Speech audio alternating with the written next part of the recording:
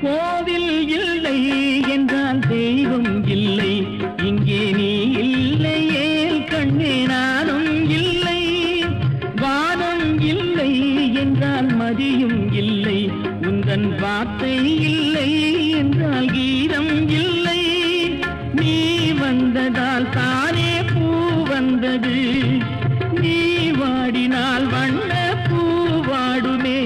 என் ராஜாத்தி கண்ணே கலங்காதிரு, எந்தன் பொன் வண்ணமே அன்பு பூ வண்ணமே.